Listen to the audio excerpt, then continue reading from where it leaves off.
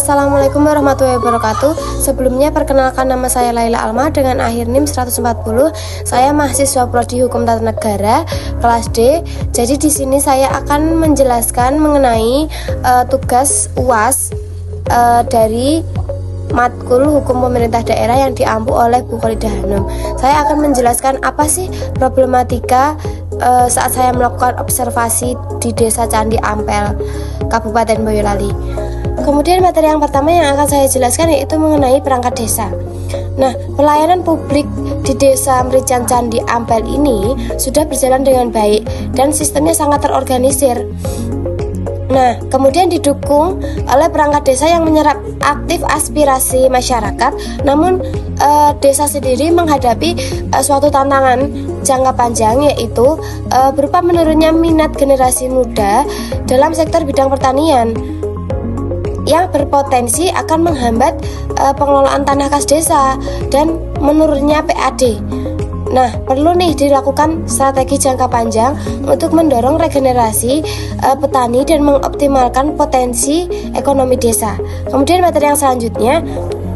materi yang kedua yaitu mengenai BUMDes. Nah, meskipun BUMDes di Desa Candi Ampel ini sudah berdiri sejak tahun 2018 dan memiliki 2 unit usaha utama yaitu koperasi dan pengelolaan sampah atau UPS, pelaksanaan kegiatan usaha ini juga masih menghadapi suatu kendala yang dapat mempengaruhi efektivitasnya.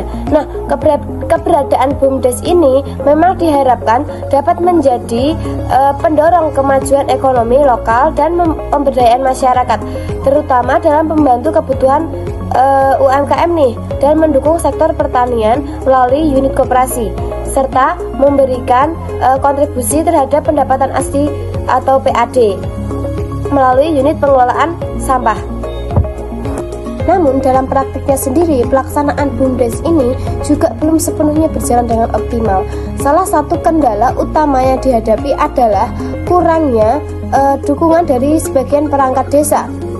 Nah, terutama ketika terdapat perbedaan pandangan antara pengelola BUMDes dan kepala desa atau lurah, sehingga perbedaan ini yang menyebabkan kurangnya sinergi dalam penyusunan dan pelaksanaan program yang berakibat pada lambatnya pengambilan keputusan dan ketidakjelasan arah pembangunan ekonomi desa.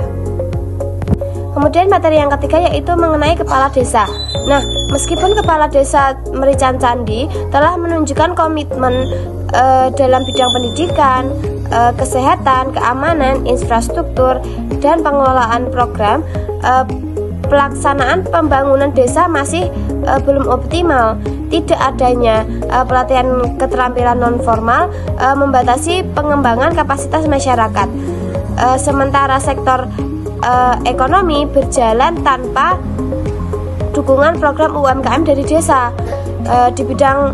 Kemudian di bidang kesehatan dan keamanan, meski sudah berjalan baik, tantangan dalam pemerataan layanan dan keterlibatan warga masih ada. Pengembangan infrastruktur dibatasi oleh anggaran sehingga beresiko menimbulkan ketimpangan.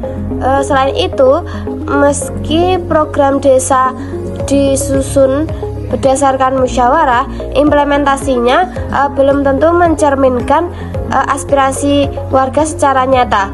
Hal ini menunjukkan perlunya penguatan partisipasi, pemberdayaan masyarakat, dan keselarasan antar perencanaan dan pelaksanaan pembangunan Desa Merican Candi Ampel, Kabupaten Boyolali. Kemudian materi yang keempat yaitu mengenai masyarakat di Desa Candi Ampel.